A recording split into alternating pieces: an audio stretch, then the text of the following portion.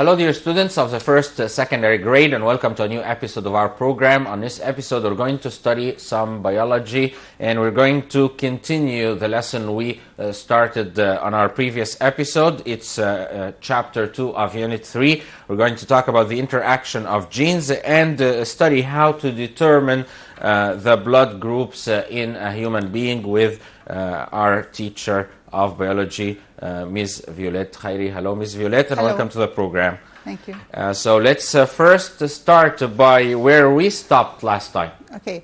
Last time, my dear students, we started studying the blood groups and how the blood groups genes are inherited from one person or one generation to another. And we studied also the importance of blood groups and the blood transfusion. And today we're going to complete what we've started last time, which is about the determination of blood groups. How to determine the blood groups in men.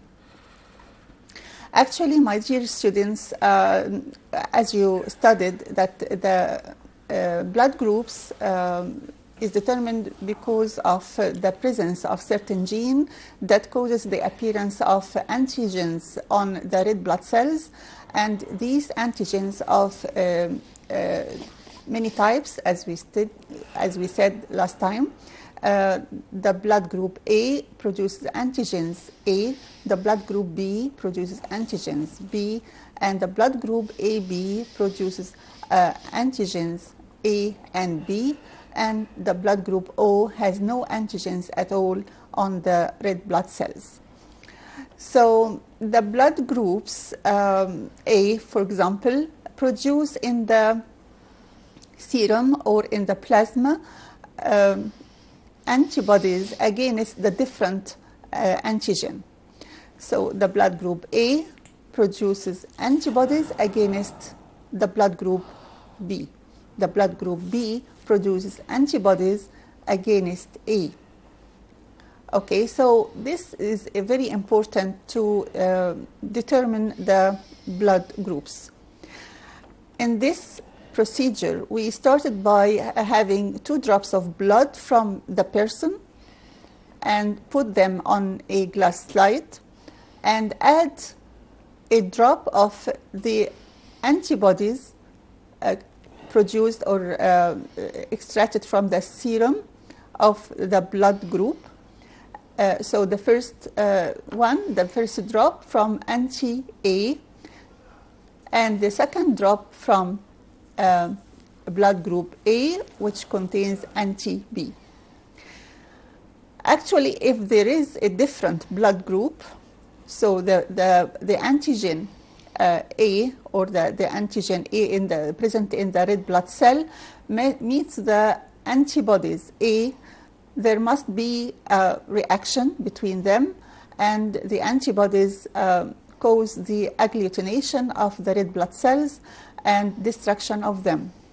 As you see in this picture, we put anti-A on the first drop, and as you see, there is a chemical reaction. So the blood is group A, because in the same time when we added the antibodies or the serum containing antibodies on the second drop, there is no agglutination. So this is blood group A. So if reaction occurs with the blood and the anti-A, so the blood group is A. But the reaction occurs between the blood group, the blood B with anti-B, so this is group B. And in the same time doesn't cause any agglutination with the anti-A. But if reaction occurs between the serum of anti-A and anti-B, so this person is AB group. But if no reactions occur between the anti-A and the drop of the blood and anti-B with the blood, so there is no agglutination in both cases, so this is blood group B. So systematically you can guess the reaction with anti-A, so the blood group is A. The reaction with anti-B, the blood group is B. The reaction with both is AB. No reactions at all is group O. The risks of blood transfusion. When an incompatible blood with the blood group, so if we make transfusion between two different blood groups, the person is transfused to him. This includes symptoms such as shiver, headache, chest pain, breathlessness, and many other complications that lead finally to death. So it must be of the same blood group. Now we come to another part of studying the blood, which is called rhesus factor. What is the rhesus factor? The rhesus factor is an antigen, another antigen present on the red blood cells, and it was discovered first in the monkeys species called rhesus, so we call it rhesus factor. So there is another type of antigens on the surface of red blood cells known as rhesus factor. Actually, this character is controlled by 3 pairs of genes, and these 3 pairs of genes locate on 1 homologous chromosomes. Have a look with me. So this is 1 homologous chromosomes, for example, and there are 3 pairs of genes on the same homologous chromosome. This is pair number 1, pair number 2, pair number 3. And it follows Mendel's laws that dominant and recessive. So any one of these 6 genes is present in dominant state, so the person is called Rh positive. So we have 6 genes or 3 pairs of genes. Any one of them is present in a dominant state makes the person Rh positive. But when this person has no dominant gene, so the person could be or must be Rh negative. Okay? This makes most of people are positive, Rh positive, because we have 6 genes. So about 85% of human beings are Rh positive, and only 15% of the human beings are Rh negative. What is the importance of rhesus factor or studying rhesus factor? Before blood transfusion, so we need to know whether the person is positive or negative. Otherwise, it causes many complications and lead to death. So there must be known, it must be known that whether the person is positive or negative before having the blood transfusion. Also, it is important before marriage to avoid risks when it causes disintegration of red blood cells. Let us have an example here. If a man with blood group the blood is Rh positive and the woman is Rh negative, what happens here?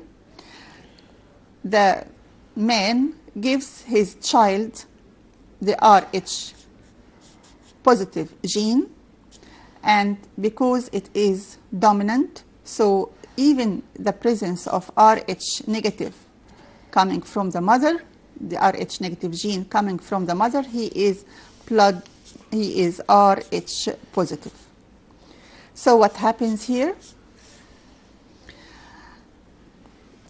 My dear students, bear in your mind that the person who has Rh positive and has blood transfusion Rh negative, the blood does not have the ability to produce the antibodies against the Rh negative. But the person who has Rh negative has the ability to produce the antibodies against the positive one. And this is why it is very dangerous for the person who is Rh negative to have blood positive. And this occurs during the pregnancy. The role of rhesus factor in pregnancy and delivery. What happens when an Rh positive man married an Rh negative woman? During this case, during the pregnancy, the fetus has a separate blood circulation, and the mother, of course, has a separate blood circulation. But they meet at the placenta. During or in the placenta, the blood vessels from each side is very close to the other one, and the blood the diffusion of materials coming from the mother, like food, oxygen, and vitamins, goes to the fetus, and the waste materials coming from the fetus to the mother. But during child delivery, the placenta is ruptured, and the blood may transfuse or goes to the mother. The blood of the fetus may go to the mother and causes the production of antibodies against the Rh positive. And if the antibodies coming from the mother to the fetus comes from the mother to the fetus, these antibodies may cause the disintegration of the blood of the fetus and may cause death. But actually it doesn't occur in the first baby or the first child delivery, because he is born before the formation of these blood groups. But for the second baby, the mother has already in her blood antibodies against the Rh positive. And of course, the baby is Rh positive, so the antibodies goes from the mother to the child or the fetus and causes death to this fetus. So the antibodies move from the mother's blood to the fetus's blood through the placenta during the second child. How to prevent this disaster? To prevent that, the mother should be injected with a protective serum within 72 hours after each birth to prevent the mother's immune system to form the antibodies. So after each delivery, the mother should be injected with this protective serum to prevent the formation of the antibodies, and the next fetus will be safe from death. Now, my dear students, we come to another method of gene interaction, or another case. This is called complementary genes. You know that Mendel worked on edible pea plant, but now we are going to study the garden pea plant or ornamental pea plant. In ornamental pea plants, the scientists noticed that when two different white-flowered plants were crossed together, the produced individuals in the first generation were pink. And it's not usual, it's very strange. And by crossing the first generation, or allowing them to have self-pollination, or crossing them with each other, the second generation will be pink and white. Let's see this case in details. The genes that can work together to emerge a specific trait. This is what we mean by complementary genes. So the word complementary means the genes complete the work of each other. They work together. Each gene produces or causes the production of certain protein, and the two genes or the two proteins produced complete the action of each other to produce the color of the flower. Otherwise, if one of them is not in a dominant state, so the other gene produces its protein, but it's not enough to produce the color of the flower. So there must be the two genes are dominant state, even if they are hybrid. They are controlled by two pairs of genes. The emergence of a dominant character depends on the presence of a dominant gene at least in each pair, as we said. The recessive character appears only when one of the genes or both are recessive. How can we explain it in details? Yes. So if we have the parents, white flowered plants, both are white flowered plants, and we get in the first generation pink flowered plants. As we said, this type of inheritance or these characters are controlled by two pairs of genes. So the first pair, if the first pair is white, so there must be one of the two genes present in a recessive state. So if we have A for the first gene and B from the second pair of genes, this is white flowered plant, because the first gene produces the protein and the other pair doesn't produce its protein. So this means that this the proteins coming from this pair does not find the complementary protein to produce the color. So the plant will be white flowered. And the other one is the same. We assume it is a small and capital B. Also, this individual has the first pair in recessive state and the second pair is in dominant state. So it will not be colored, it will be white. What about the gametes? Remember, the gamete is a cell, reproductive cell, contains half the number of chromosomes. We take one half from the first pair and one half from the second pair. This is the first gamete, and also one half of each pair. So these are the gametes that we have. After pollination and fertilization, the seeds are formed, and when we cultivate the seeds, all of them were pink. So as we see here, A capital with A small, B capital with B small. Why they are pink? Because in the first pair there is a dominant gene, and in the second pair is a dominant gene as well. So both complete the function of each other to produce the pink color.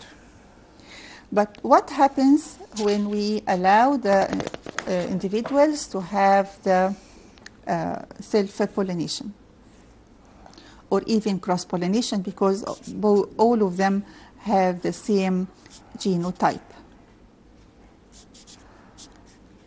A capital A small, capital B small b.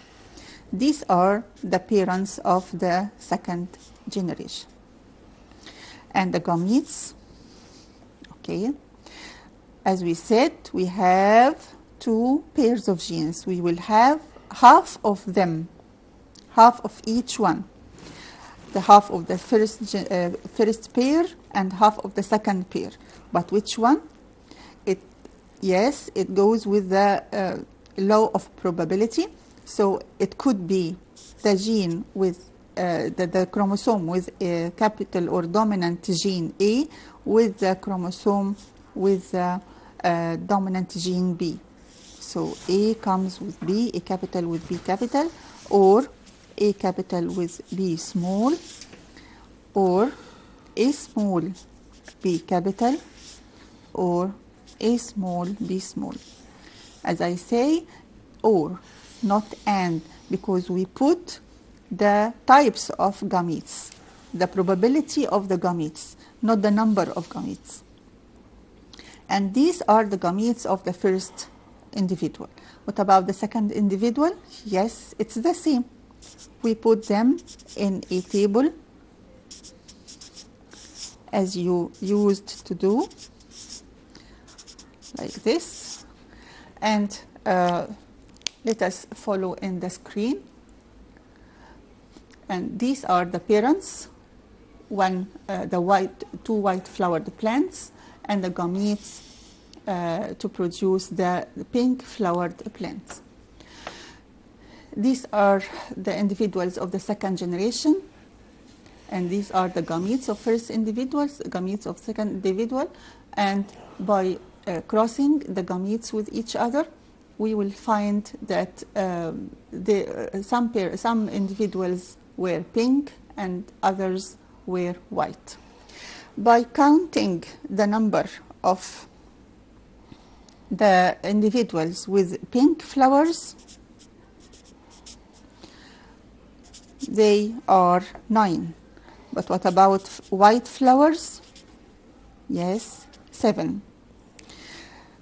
What are the genotypes, possible genotypes of pink flowered plants? It could be capital A, capital A, capital B, or capital A, small a, capital B, capital B, capital A, small a, capital B, small b. So these are the individuals, capital A, capital A, capital A, small a, capital B, small b, as we said here. So these are the individuals that could be pink. What about the white?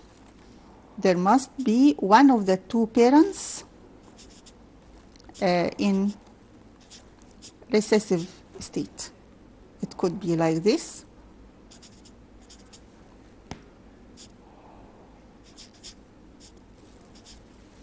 Yes.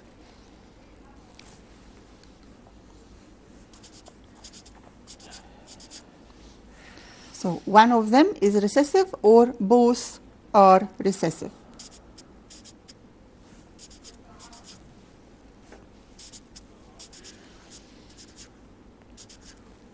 Sorry, small b, small b. So these are the genotypes of pink or white flowered plants. Okay, so the ratio here is 9:7. And remember, in Mendel's second law, we said that this 7, in the second law, we were studying two pairs of genes with two different characters. And we said that the 3-1 means the first pair is dominant and the second is recessive, or the first pair is recessive and the second one is dominant, or both are recessive genes. So, my dear students, we have to make a comparison between the complementary genes and the Mendel's second law, that is law of independent assortment, and of course we will discuss it later. Yeah, can we do this next time? All right, so I'd like to thank you very much, Ms. Violette Khairi, for this episode. Thank you very much. So, dear students of the first secondary grade, we've been with you for almost a half hour, and we discussed the interaction of genes. So we talked about the blood groups and how to determine blood groups in man. Thank you for being with us, and until we meet you again, wish you all the best. Goodbye. Thank you. Bye-bye.